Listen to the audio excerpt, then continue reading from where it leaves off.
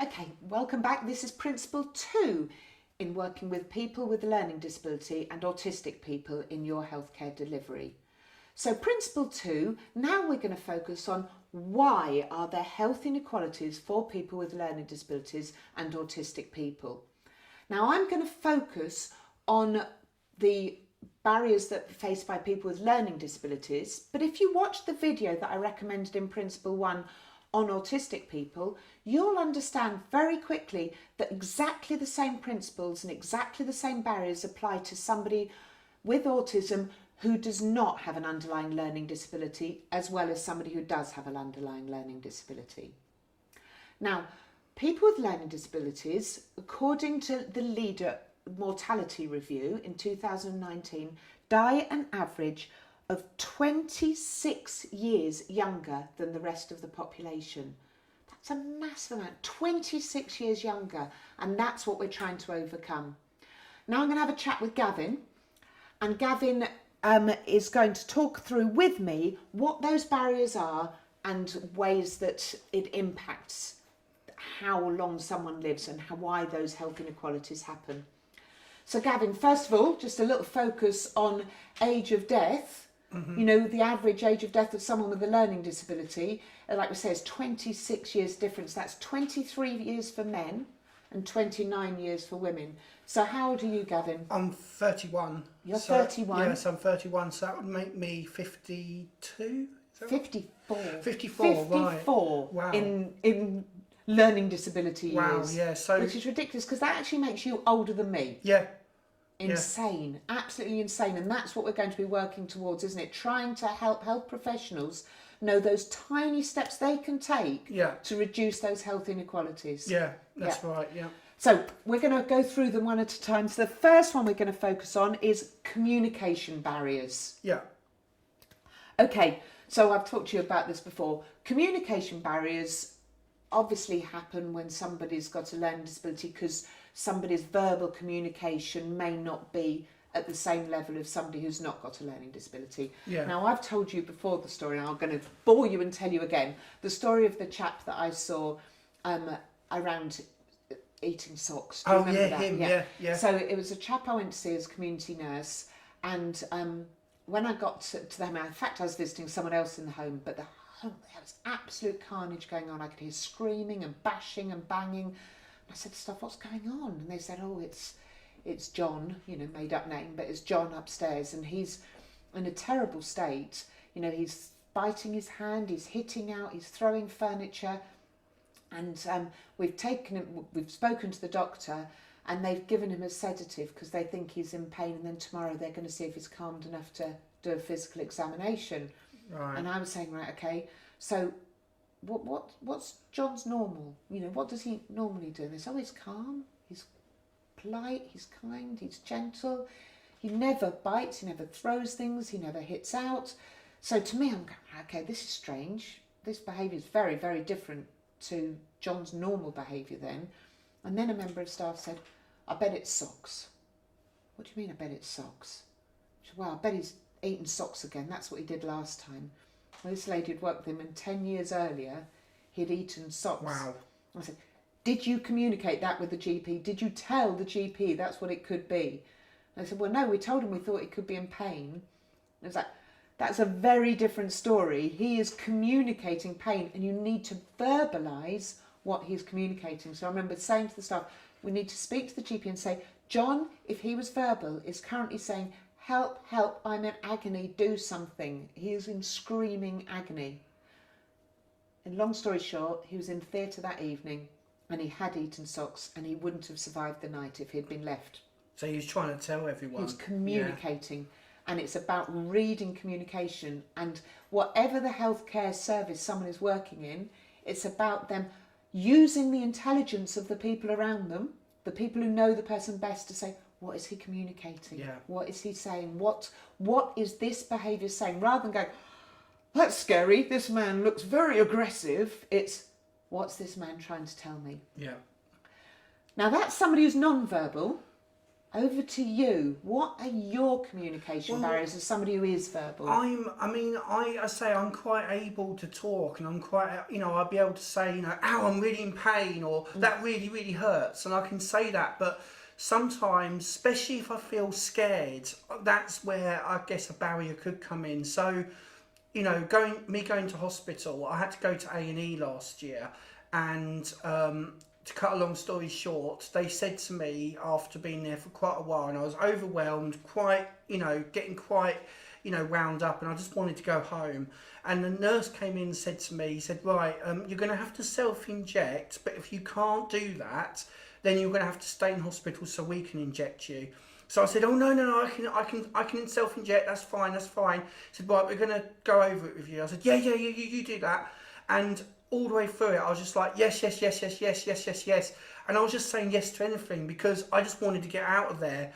Now, if they had said to me, okay, Gavin, you're going to have to self-inject and we're going to now teach you how to self-inject, I would have been a lot more calmer. But it was that whole, if you can't, you're staying in hospital. Exactly, yeah. So it felt like almost a threat, didn't it? Yeah, so if I get worried or anxious or I feel like something really bad's going to happen, I will just say yes to anything, and that's my anxious way of just saying I want to get out of there. And interestingly, that's about them being able to read your communication, that your anxiety, I've seen you when you're anxious and you start twiddling and you're looking around the place, and they have interpreted that as your learning disability, not as you communicating anxiety. Yeah. And then when they've told you and you've said, yes, I can do that, they've interpreted that as you saying, yes, you can do that, when in fact you were saying, let me get out of here, let me get out of here, let me get out of here. Yeah. Now I know if you hadn't had Naomi at home, you wouldn't have given those injections. You would have just gone, I'm not doing that. And you'd have gone all quiet and just left it and not ever had the injections. And it's only because you've fortunately got a wife who is the sort of goes, well, you're going to have to learn because, isn't it, to make you go somewhere else and get that help. And actually, that could have made you one of those statistics because those injections were essential because they were blood thinning injections, weren't they? Yeah, they were. And you could have ended up with a blood clot and dying as a direct result of that communication barrier. Yeah. So then we've got diagnostic overshadowing as another key area. So in fact, the example I gave of Sockman is a brilliant example of diagnostic overshadowing because his behaviour was being treated primarily before his health because it was overshadowing, his behaviour was overshadowing what his ill health was, what his pain was. Yeah. And this is so common in people with learning disabilities for those things to sort of take precedence. So it's always around that recognising, what could be overshadowing the primary reason for ill health. So with this, it's all about intelligence, isn't it? And building up knowledge and experience to whatever degree someone can. So, for example, knowing your poo is a key area, isn't it? Yeah. To stop constipation and bowel cancer being undiagnosed. Yeah. So if you know, as a person with a learning disability, what a healthy poo should look like and what to do if there's blood in your stools, or then, to tell someone, then you've got greater chance of that diagnosis happening early and not that it becomes overshadowed by, behaviour changes because of pain in the guts and those sorts of elements, and then it not being diagnosed till they're actually an extreme case where there's sudden weight loss and severe ill health. Yeah. So diagnostic overshadowing is a massive area. And then that leads me to the biggie, which is intolerance of investigations. Non-compliance is a massive area for people with learning disabilities, and I'd like you to just share your story on this because I think it's so interesting. So I wouldn't have a needle at all at one point. I wouldn't have a blood injections, test. yeah. I wouldn't have a blood test. I wouldn't have an injection. I wouldn't have even gone near a needle, and that was because all I thought was they were just wanting to stab me in the arm, and I thought I don't want to do that. And so I wouldn't do it. I would bin letters. I just wouldn't go. If I did go, I would just say, I really can't do this. I really don't want to do this. And they'd say, okay, that's fine. Don't worry, Gavin. Come back when you want to. And obviously I wouldn't go back. And then when somebody actually did explain to me why it was important to have an injection or a blood test, and that these things actually help me, I was actually left thinking after that, well, why? Why didn't they? Why were they saying it was okay when obviously it wasn't? I didn't understand. So it took someone to actually remind me, it was a nurse at the practice, It wasn't was, it? yeah. And she said you needed a blood test, and yeah. you were saying no. Yeah. And then remind me, how did she explain it to you? I went for an annual health check, and she noticed that I hadn't had a blood test or anything for years, and she said to me, Gavin, I really do think it's important we talk about blood tests. And I straight away said, well, I don't want to have it done, I don't want to know about it.